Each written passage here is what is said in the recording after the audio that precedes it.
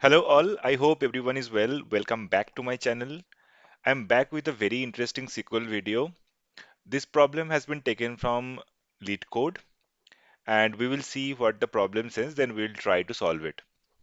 Okay, so now in today's problem, it's a it's a Leetcode hard level problem, but I don't think the problem is that hard. So probably we can give it a try. Okay, so then I'll show you like how to solve it. Okay, so in today's problem, it has been told that we have only one input table and one output table. And in the input table, if you see, there are two usernames, right? And basically, there are two persons who have done some activities between two dates. There is a start date and end date. So the start date, they have started the activity. The end date, they have ended the activity. Simple.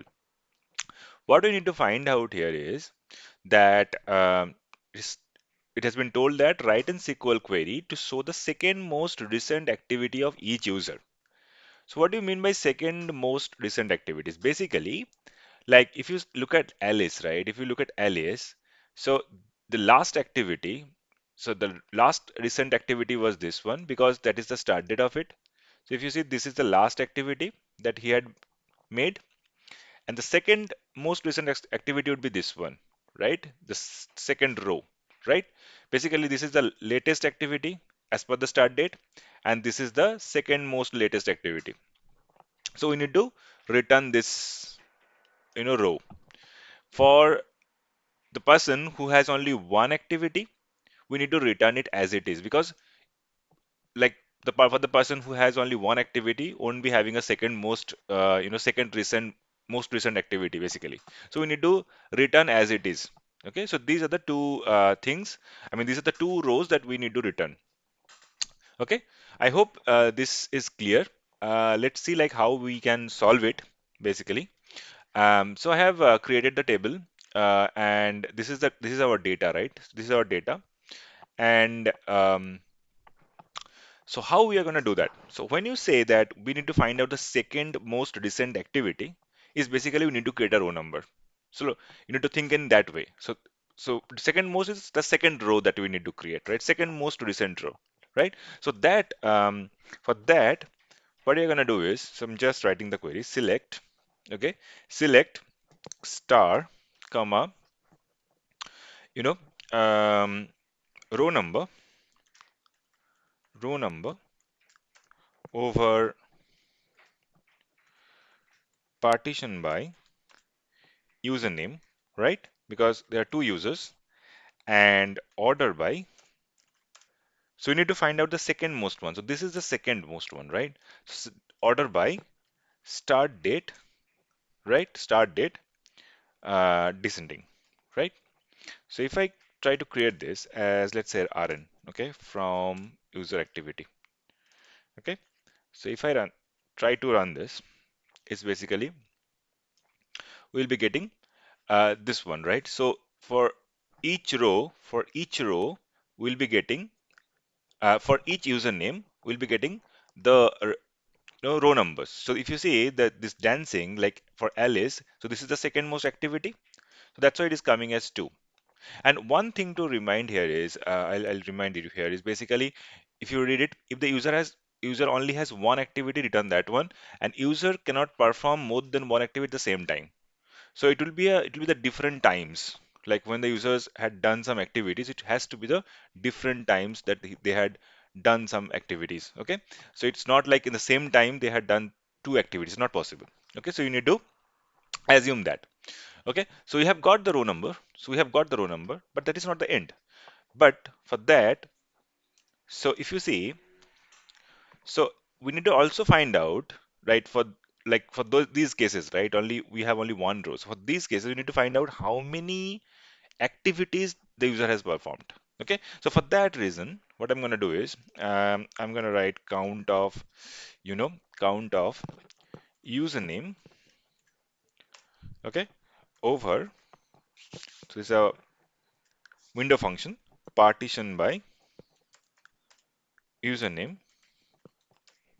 okay, and so we just need to find out the total number of counts, like for each user has performed. So total number of activities and user has performed, a user has performed. Okay, so as I can give like how many events or something, events or activities, whatever you call. um, I'm giving events. Okay, so if I run this, so if you see, the Alice has done three activities. So for each and every row, when you use that window function, so you'll get the number of records for each user, and it will be like it will be there for each and every row, right? So this is how it works, right? So we get that. So we get that. Now the next step is pretty simple. So we can put that into a city. Okay, we can put that into a city, right? Now what we need to find out here is we need to find out which rows. So we need to find out this row. So these rows will be in the output, right? And these rows will be in the output. So think about that. When a user has done only one activity, right? For those cases, Rn will also be one, and how many events will also be one. So Rn will be one, and how many events, that will also be one, because there are no other activities for that user, right? So that's why. So we can write down, right? Select. So what are the columns we need? Username. Think. Let me write down the columns. Username, activity, okay, comma, start date, end date from CTE as A. Now, there will be a where condition, right? So where condition would be, so when the user, like let's say for Bob, so this user has done only one activity. So for that, those cases, Rn will be one. How many events will also be one? Because Rn will be one because there's only one activity, and how many events, there will be only one activity. So we can write down something like this, right? Um, what I can write, so let's say Rn equals to one, and how many events will be one. So this is one condition, right? Or there will be an or associated, right? For or, we need this row also.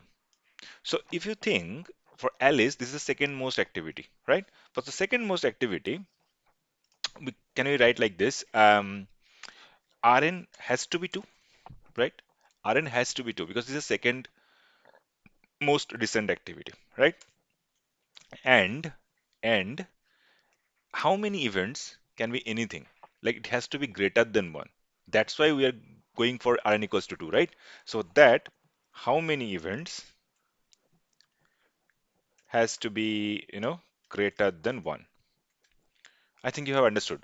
It has to be greater than 1 for Rn to be 2, right? It has to be greater than 1. So a user has to